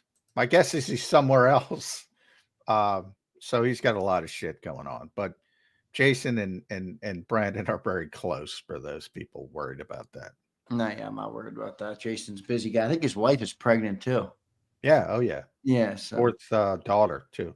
Another daughter. Oh, another daughter. Some guys just get that, huh? Some guys just have the daughter thing where they get all daughters, man. And that's how it works. But I hope I don't get that. I want some sons for sure. I want some sons for sure. But I digress on that. No problem with that. But it was good to see. It was good to see the whole thing yesterday with Brandon Graham. He definitely deserves it. And obviously, we talked about how good of a guy and everything that he is at the start of the show today. So good stuff there. Johnny Mac, before we get BLJ, I did want to bring up something. I saw a stat yesterday, and let me pull it up because I want to read it exactly what it was. I should have saved it, but it was a stat on the great Moro Ojomo. There we go. Moro. Yeah. It was a stat on Moro Ojomo, and of course now it's escaping where I was, but it was something about his pass rush win rate being extremely high in the NFL. So I don't know if that's going to bode into him being a good replacement for Milton Williams, but it's out there. And I think he was good last year. I don't know what the numbers sound about, from your perspective, but I think Moro Ojomo is going to be all right. He was very good. And he got better and better. So yeah, I have no problem with optimism on Moro Ojomo. I do think there's, a willingness to, not that big of a deal. Milton Williams pass rush win rates because he played next to Jalen Carter. And then but Moro's great. Well, part of that has to do with playing next to Jalen Carter. So, right. It works both ways. But is he going to be Milton Williams? No. Is there a lot of optimism? Sure. But remember, it took Milton Williams 4 years to become Milton Williams. Right. So I have a lot of optimism for Moro Ojomo taking that step forward. So when you look at this Temu offseason, as I dubbed it, if you look at all the players that they're projecting to step up from, whether it's guys like Kaylee Ringo or Sidney Brown or Tyler Steen, whichever you want to go. I mean, Moro's one of the ones I'm highest on, I would say. Yeah, me too, for sure. In terms of replacements on the guys that left, absolutely, I'm with you there. Let's go to our main man, BLG, Brandon Lee Goutman, joining the show from Bleeding Green Nation. Here he is. Let's bring him up now. BLJ, welcome to the show, man. How you doing on this Wednesday morning post Brandon Graham retirement? Yeah, what a day for Brandon Graham. Special, very special player in this franchise's history. I'd argue the most Philadelphia Eagles player the Philadelphia Eagles have ever had. Crazy to think that he won't be playing next season. Yeah, and I think he still could. That's the irony. I think people forget, for whatever reason, I think 15 years, nobody's played more seasons, nobody's played more games for the Philadelphia Eagles than Brandon Graham. But somehow I still think he's underrated, BLG. He's been so good, so consistent over the years. And even Vic would talk about him. He's like, this, he's playing well. I'm going to play him. And I mentioned it all the way back in the off season before it started. I think it's counterintuitive, but I think he's going to play a little bit more because that was Vic's mindset. And that's how it turned out to be. And he got hurt against the Rams. And it's also ironic from the standpoint, if Brandon Graham doesn't get hurt, you probably don't know what Nolan Smith is still today. So there's a lot of parts to it. But the fact that he was able to play at the level he did in year 15 is a special player, BLG. Yeah, just thinking back to some of the plays he made, this past season, they were like high impact plays. Like in that Browns game, when things were still pretty bad, I think he had like a big sack that kind of set up a longer field goal that they ended up missing. The Browns missed or got blocked. And there are a number of examples of that through the year where like these high impact, high leverage moments where Brandon Graham would come through for them. And that made me kind of concerned, about what this defense would be, after his injury. I was very concerned. Yeah. Especially because, they didn't have because like you said at the time, Nolan Smith hadn't stepped up yet. And yeah. Bryce Huff wasn't really around as an option that he believed in. But obviously they overcame it and Brandon Graham was able to come back. But he was great. And Vic even said he wanted him to come back for next year. Yeah. But obviously it won't be the case. Yeah. And it's difficult, but boy, we were talking about it before you came on. Boy, that room is so young. That the team as a whole is young. Your buddy Jimmy Kempski, I didn't even realize they got 4 guys over 30. And listening to Brandon, he had mentioned that he kind of handed things off in the edge room to Josh Sweat last year, and all of a sudden Josh Sweat's gone. And then he gave a nod to Nolan Smith, like he's got to be the leader of that room. Any concern over that? I'm not concerned, in part because I think Brandon Graham will be around a lot still by his own admission. Obviously it's a little different in terms of actually having the actual player there, but I think Brandon Graham will still be around for leadership when it comes to that position room. They can still add someone, in terms of a veteran. You look at the market, Von Miller's out there. Calais Campbell is out there. They could add someone with a little bit more experience if they do have that concern. And obviously that's something you could probably do closer to the season anyway, as opposed to needing to do that for OTAs or something. But yeah, I mean, it's a young room. That is fair to point out. And I just don't think they're done necessarily adding there. It's interesting because they've already added Josh Uche, and I think a lot of fans, at least on our show, BLG, I don't know how things are over at Bleeding Green Nation, but people are psyched up about Azeez Ojulari. I look at 1 year and $4 million, and I go, what's going on?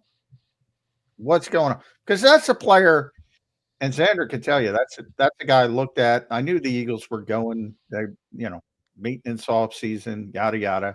They weren't going to go heavy and spend a lot. I said, all right, this seems like an Eagles-y pick to me. They were going to sign this guy. He's got some upside. Oh, boy, I'm thinking 1 year, $10 million. How much is 1 year, $4 million? And we haven't even seen the real contract. I don't think it's been out yet. That concerns me. Like, what's going on here? How did you look at that deal? Yeah, I think it's fair to point out there has to be some buyer beware element here, like a bit too good to be true kind of thing going on. I think for the New York Giants, it seemed to be they were kind of just frustrated, that he couldn't stay healthy. That's obviously the big knock on him to this point. He's missed something like 22 games. Yeah, 22 games over the last 3 years. Yeah. So I think that's a big part of it, is just being unreliable. It is crazy though. He's gonna be 25 soon. He's 24. He's free agent. He's 24. He plays a premium position. You would think, let's say, just for example, the Cowboys, they paid Dante Fowler, who's obviously a more proven player over the course of his career. He got $8 million. He got twice this amount of this money. That's wild to me. Dante Fowler's a nice player, had 10.5 sacks last season or so, but he's going to be 31. There's upside. Well, that's here. my concern, BLG, is this is a position NFL teams trip over themselves to pay. Khalil Mack is 100 years old. They're giving him $18 million. Real money, $18 million. That's part of my concern. They trip over themselves to pay edge rushers. Absolutely. But that should, that should temper expectations here a bit. And again, it is an upside play. There is a scenario where things click for him. He stays healthy. Obviously, the Eagles have had, I think, some more success relative to the rest of the league. I think they were the second healthiest team in the league last year by Football Outsider. The Football Outsiders now FTN Fantasy's adjusted games lost. There's some luck in there, but there's also some of the Eagles have been able to stay healthy. They obviously are able to manage their players along maybe better than other teams. So maybe that clicks for him. But yeah, I mean, you definitely can't come into the season being like, oh, he's definitely going to be a double-digit sack guy. You can't just assume that. No doubt about it. BLJ, we're going to talk about Jordan Davis. I want to bring him up a little later, but we talked to you last Wednesday, and I believe, if I remember correctly, the Eagles hadn't signed any outside free agent yet. And then after that, they started their flurry. What do you think of their approach so far? John has dubbed it the Temu offseason. It's obvious that they're discount shopping, they're bargain shopping, a lot of one-year deals. What do you think of the approach, BLG, coming off a Super Bowl? I think for where they are, it's kind of mostly what they had to do. And I think these are worthwhile bets that they're taking. It differs from the last time they won the Super Bowl, and they added a bunch of players who, like Mike Wallace and Haloti Ngata. They had some older kind of guys there. Well, I forgot about Mike Wallace. Good pull. Great pull. And I think they're going with a different approach in this time in terms of guys who are a little bit maybe hungrier to prove things, and I think that could be kind of a good element to add to a team that just won the Super Bowl, because I think naturally, not even by choice, just by human condition, there's going to be some level of complacency there, or at least you're fighting against that. And I think one way to help fight against that is you add a bunch of guys who kind of need to prove themselves still, and that kind of raises the level of competition that they have going on there. So, it's hard to say thrilled, crazy about it, over the moon in terms of excitement. I think the Azeez Ojulari pickup is the most intriguing from what they've done so far. But I think these are moves basically to me that help kind of raise the floor at the spots where those players were added. And then obviously I think the Eagles are going to kind of almost hope to draft over them in the draft and add more upgrades there. They've signed 9 outside free agents. They also brought in a couple players via trade. So 11 total. Of that group, BLG, you kind of hinted, but I want you to go 2-3 deep. Ceiling versus floor. I think we all agree Ojulari probably has the highest ceiling. Some other players you think may have a decent ceiling, and then the players you think have the best floor that you say, all right, this guy's going to contribute. He's going to make the team and at least contribute. Yeah, I think when I think of high floor, I think of Adoree Jackson coming in and being able That's to maybe. That's who I picked. Yeah, great minds think alike. Maybe he could be maybe this year's Isaiah Rodgers, basically. Ideally, kind of like if Quinion and let's say Keeley are the starters on the outside, Cooper DeJean stays in the slot. God forbid there's an injury and you need someone to fill in for a game or two, and then Adoree Jackson comes in and really he could probably do both in terms of either the slot maybe or on the outside and fill in where necessary. I think he can still do enough where he's a credible player in the league. Also might be able to give you some returner ability depending on how that position shakes out. He has experience there as well. Got Avery Williams. Yeah, I think well, I'm intrigued by him. I want to see that's like a really fun player to add for the sake of preseason and training camp and see like that's true. They didn't even, that's very true. Yeah, they didn't announce what position he's going to be. Is he going to, he transitioned from defense to offense and is after his first year. But like, do the Eagles feel the same way? Are they going to use him in different? It seems like he could be a little basically he could be, if he works out, what they kind of wanted Anaya Smith to be, especially with how they were giving him like those little creative touches last year. So interested to see how Avery Williams it's goes. interesting you bring that up because I noticed when they re-signed Ben Van Sumeren to his exclusive rights tag, he was announced by the team as a fullback. So I said, this could be a web thing, but I actually contacted the Eagles and they said, no, we were told that's his position. So I think the same thing with Avery Williams. They announced him as a returner because that's what he is. I don't think he's going to be a gadget. You never know. I mean, a play here or there, but I think they just look at him as a returner. And I agree with you.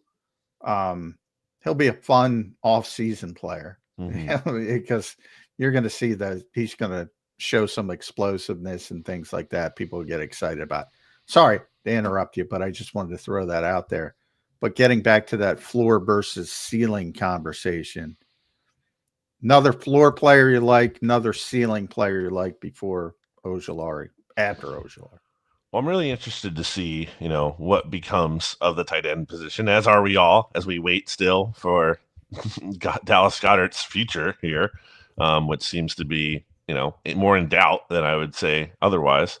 I mean, if you really want the highest floor, it might be Charlie Hewitt for the I'm throwing the long let's not include him. Yeah.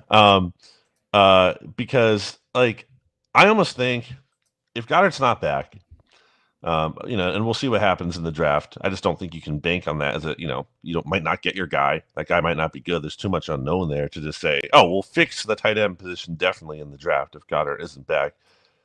We talk about running back by committee. I think they might kind of go tight end by committee with what they're doing so far in terms of adding Harrison Bryant, who I think traditionally will be kind of more in line of an option for them. Whereas Kyle Granson, if he's around, is someone they might split out a little bit. And he has some H-back, fullback experience and body type as well. So I'm just really kind of interested to see how that, and then Grant Calcaterra is still here, at least for one more year.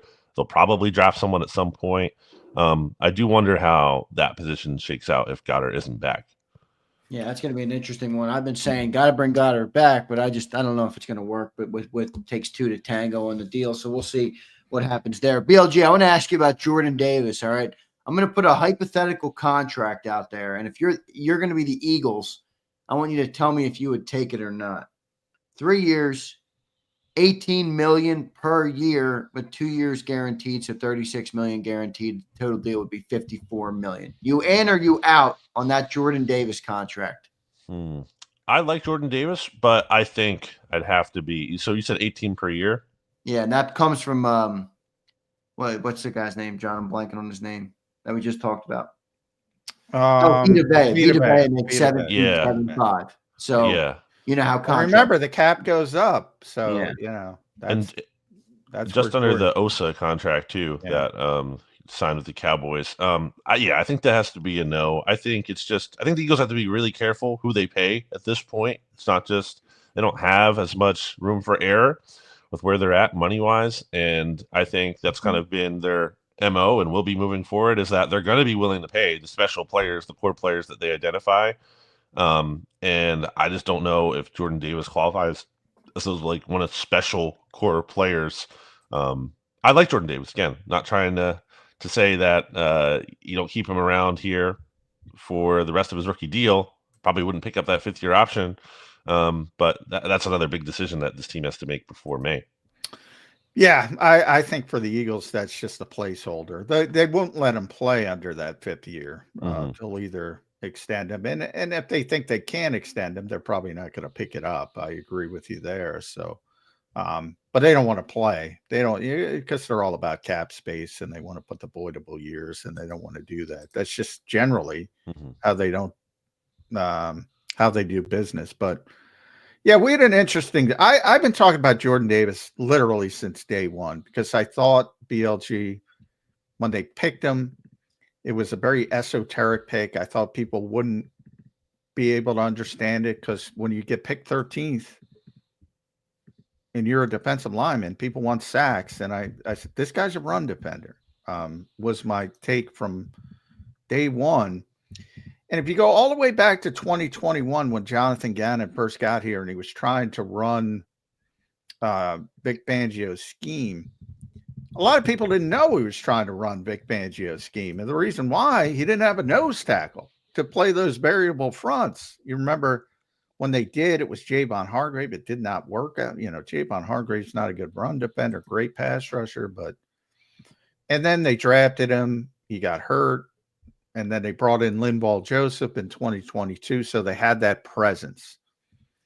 Last year, they were so good defending the run, they didn't need to play 5-man fronts. They rolled out the 6-man front early in the season. You saw how much they stifled New Orleans. My feeling is the Eagles have to be honest with themselves. And by that, I mean, it's not always going to be that good against the run with 4-man fronts.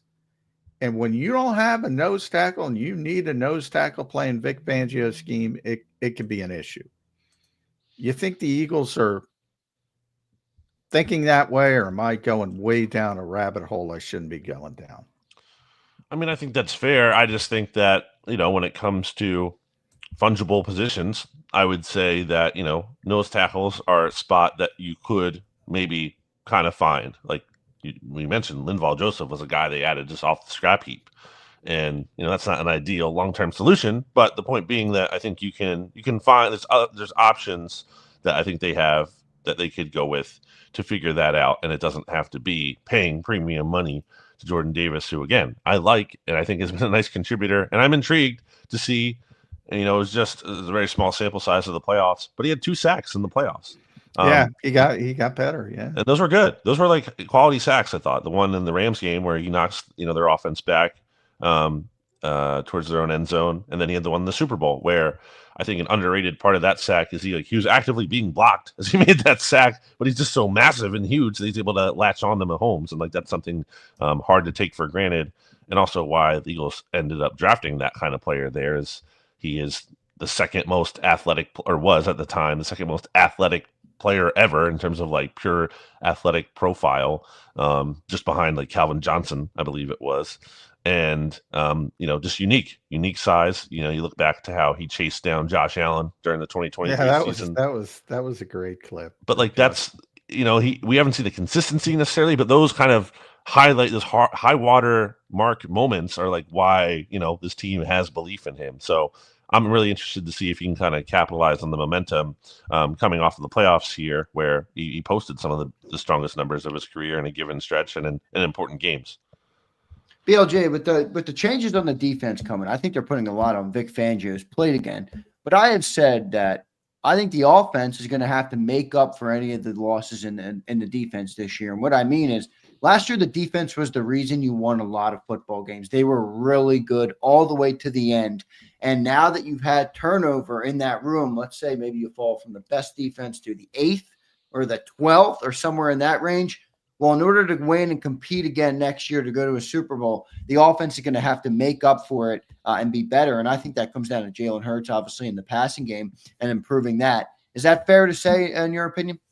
Yeah, absolutely. I just think even if the Eagles ran it back with their defense they had from last year, player for player, still they were healthy. And defense year to year just doesn't hold up the way the offense typically does when we look at how the rankings are and the success of those units. So I do, and that's why the Eagles invest in part in so much in the offense and what they have here. So yeah, I do think that offense is going to have to step it up. We're going to need to see more consistency from the passing game specifically. I think the straitjacket might be off coming into this season, to use Jalen Hurts is the way he put it, especially coming off of last season.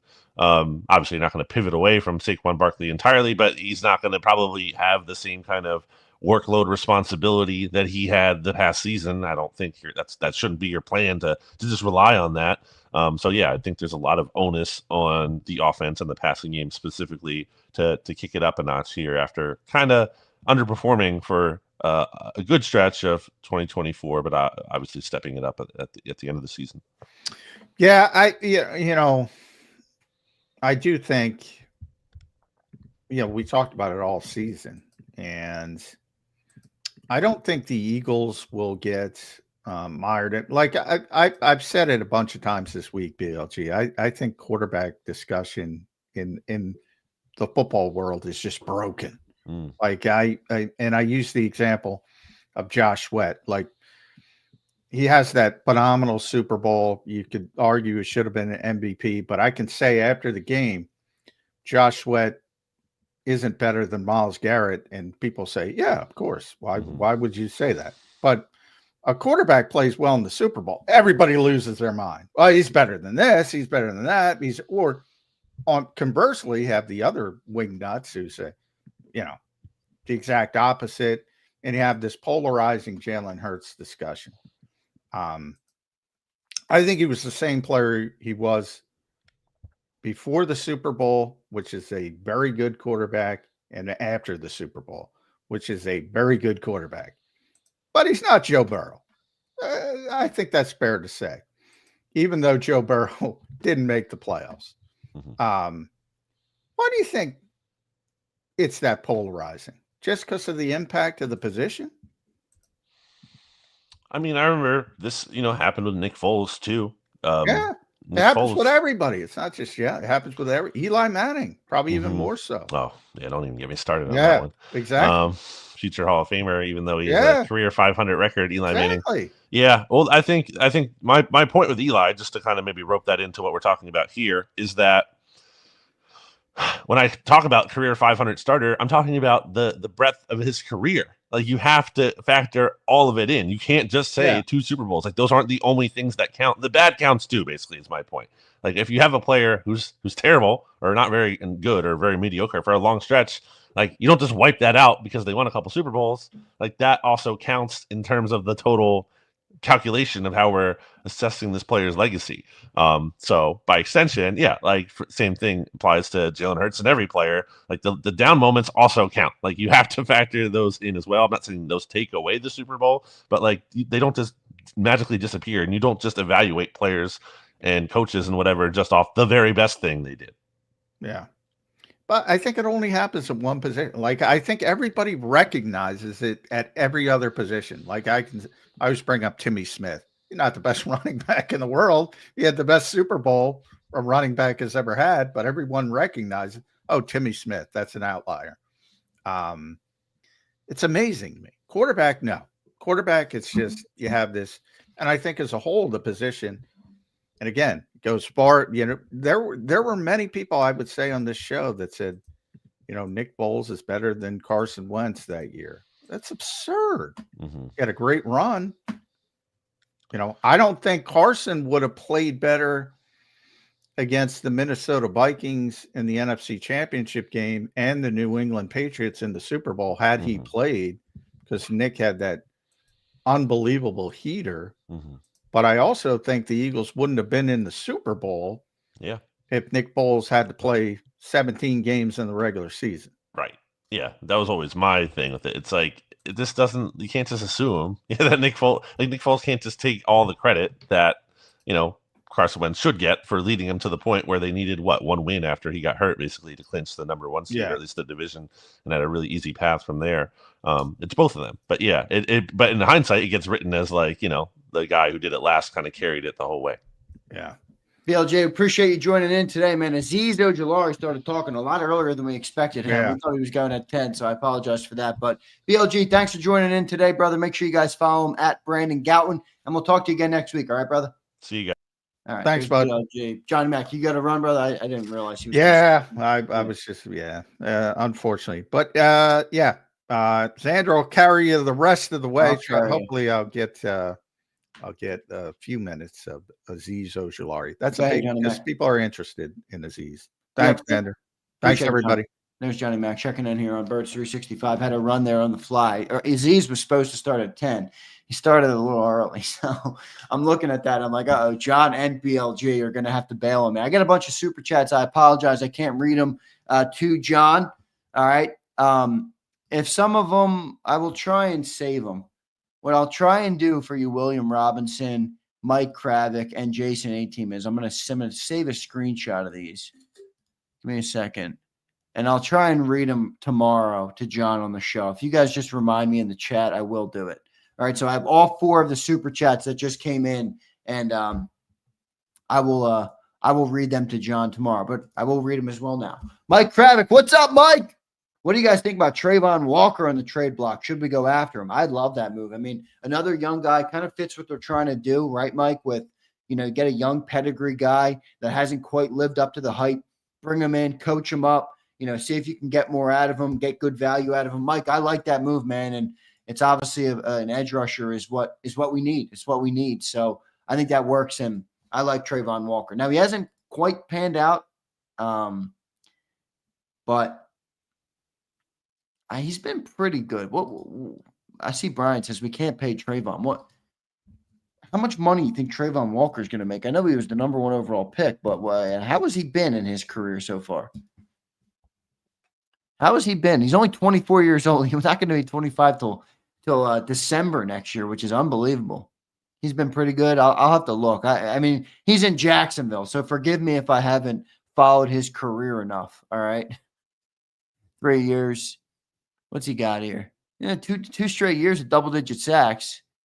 3.5 year one, 10 and 23, and 10.5 last year. He had 13 tackle for losses last year, 31 solo tackles. 15 QB hits, 19 QB hits in 23. Not bad. Not bad. So he's probably getting paid. Yeah, 20.5 sacks in 2 years. Yeah, I don't think we got enough money. I think you're right. Pumper. I don't think we got money for him. I like the trade idea, though, Mike. I like the trade idea. But if it comes with the contract, it's probably unlikely at this point. It's probably unlikely at this point. Mike, appreciate it, brother. I will ask John about Trayvon tomorrow for sure. William Robinson, what's up, William? I'll save this, brother, and I'll make sure I get it to Johnny Mac tomorrow. I had a realistic prediction that we go 11-6 this year. This includes strength of schedule, roster turnover, new coaches, startup costs with rookies, new players, and growing pains. What say you, John? Well, I'm not John, but I will give you my response. I think 11-6 is fair. I have us a little better than that. I think the offense is going to be better next year, and I think the defense is not going to fall off as much as we think. I know we lost a lot of players, but I just think Vic Fangio knows what to do here. I really do. I mean, I see what he did last year with the young guys. Think about that defense last year. We were all saying we'll be lucky to get the 15. If we get the 15, we'll be all right. 15 overall. Well, we were the number 1. So if you say, well, if we can be number 10 this year, well, shit, I'm going to say we're going to be number 6 or 7. I'm going to say we're going to be number 6 and 7. Go look at the number 6th, 7th, 8th, 9th, and 10th ranked defenses in the NFL last year and tell me how their rosters looked. I think our roster is going to be just fine. Obviously, you lost some guys, but I think we're going to be better than people think. William Robinson again. Thank you, William. And we two-peat as a wild card. Eagle glasses on. LOL. Go Birds. I like a two-peat. William, I like a two-peat. So you got 11-6, and then you have a two-peat as a wild card. All right. I'm a little higher than 11. I don't think we win 11 games next year. I think 12. Right now I'm leaning 12. I could be convinced to go to 13, or I could be convinced to go to 11 like you. I don't think I'm going much lower than that, though. Jason A-Team, what's up, my dude? Hope you're doing well, Jason. Seeing BG retired makes me feel so old. We drafted BG right before I graduated high school. I remember no one wanted him at first. To see him grow through the years has been amazing. I was hoping one more year, but it's time. Number 55. Shout out to number 55, man. Big salute to him. What an amazing player. What an amazing person. A great guy for this city. And, I'm with you. Now, Jason, you're a little older than I am. He was drafted in 2010, so what was I? April of 2010. I was 11 years old, about to turn 12. So, I've been with him. I've seen the whole career of BG, and I obviously love him. He's a great guy as well. I've met him many times in person. He probably knows me. I don't know. Maybe maybe he doesn't, but I've met him many times. Like we've conversed many times behind the scenes, on even on a platform like this, where we were getting him on a show in the past, pre-show, and he was talking to me and, stuff like that. But he's a great dude, man. Really, really does treat everybody really well. He's a salt of the earth. So good dude, man. And he deserves all the accolades he's earned and everything he gets in retirement. I wish him the best of luck in his future endeavors. I'm sure he's going to have big opportunities, Brandon Graham. At one point I thought JAKIB would be able to sign him, but we're not there yet financially. BG is going to be getting a big bag of money to be able to do something that he wants in the offseason. So good stuff, man. Good stuff. I'll read a couple more comments and then we'll get out of here at 10 o'clock. Johnny Mack had a run for those just checking in. Fly Eagle says, I think the offense is the splashy part, and the defense like the bad news Bears. Guys that just need a chance under the right circumstances. I love it, gritty and hungry. I agree. I'm really, obviously we got to talk about the defense every day, so it might sound like I'm talking about, I'm worried about the defense. No, we're just talking about it on the micro. From a macro perspective, I believe that Vic Fangio is going to get the most out of most of these guys on defense, So yeah, we'll see. We'll see what we do, what happens there. With this offense on paper, 15 should be good enough on defense. Twiz, I think we're going to be better, man. I think we're going to be better than 15th overall on defense. I really do. We'd have to trade Jordan Davis and picks for Walker. Yeah, and then what does that do to your run defense, as we talked about extensively on the show today? Jordan Davis is a really tough one to gauge. 18 is too much. But JD3, you say Davis for 18 was terrible by J-Mac. Here's where you're wrong. I'm not saying I don't agree. I probably wouldn't pay him 18, but this is where you're wrong. That 18 number is not a John McMullen thing. That is a reality that will happen because of the way contracts work in the NFL. The last nose tackle is getting 17.7. The next guy gets paid more. He gets paid more. That's how it works. So it's not really a John projection, but I'm with you. I was thinking more 12. Chuck says, Zander, can you see Brandon Graham coaching in the future? Absolutely, Chuck. The one thing I would wonder is, for those who want to become coaches, and it's, there are people who would be great at it. And I think BG would be one of those people. It is a commitment, man. Like BG talked about his kids yesterday. He talked about driving the kids to school. Does he want to do that? You know what I mean? Like, I don't know if BG wants to do that. Coaching is a hard commitment, man. You get kind of tossed around the league like a rag doll sometimes. You see these dudes. Imagine having a wife and kids and you're moving every year. Every year. You're Kellen Moore, right? You were in Dallas, LA, Philly, and New Orleans in 4 years. Think about it. You moved 4 times in 4 years with a wife and kids. That's a lot, bro. So that's the one thing I don't know if BG would want to coach for that reason.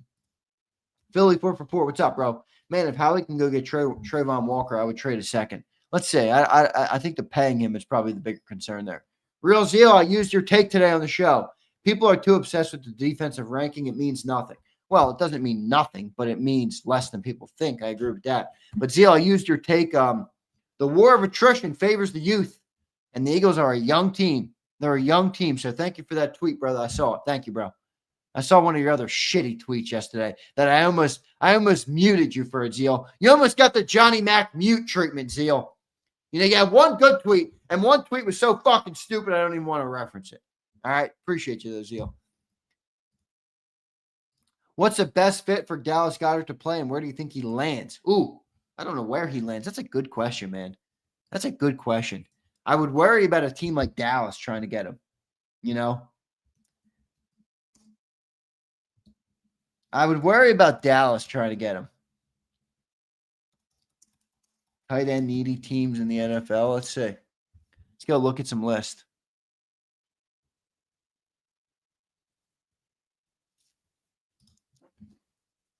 Who the hell would be the most tight end needy team?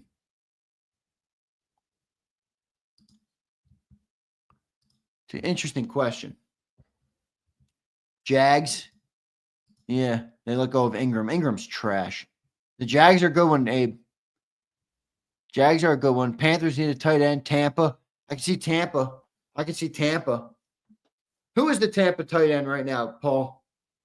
What's that dude's name? I'm blanking on his name. Chiefs. Oh, man, that would be interesting. That would be very interesting. Chargers, I could see that. Patriots, I don't know. Everybody's talking about the Patriots. Every player that comes up, it's like they're linked to the Patriots this offseason. Yeah, Cade Otton. I knew it. I was forgetting his name. I knew it was something Cade. Thank you, Paul. Yeah, Cade Otton. I don't know. Maybe they could use him down there in Tampa Bay. I actually like that fit for Goddard. You know, if Goddard's not going to get the long-term deal he probably wants, because remember, he's 30, so he probably wants a longer-term deal, which is the holdup right now. It wouldn't surprise me if the Eagles would be willing to guarantee his money for this year, but they probably don't want to tie themselves to him much longer than that.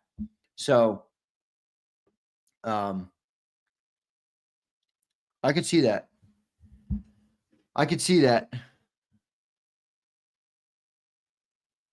Goddard to the Chiefs. That'd be interesting. But how about, if you were Goddard, one thing I would probably try and do if I were him, if you're not going to get the long-term deal, sorry, I lost my train of thought earlier, I would probably go to a team that passes like crazy with the quarterback. Like Baker Mayfield's a good one. How many yards did Baker Mayfield throw for? He throws for almost 5,000 yards, 4,500 yards.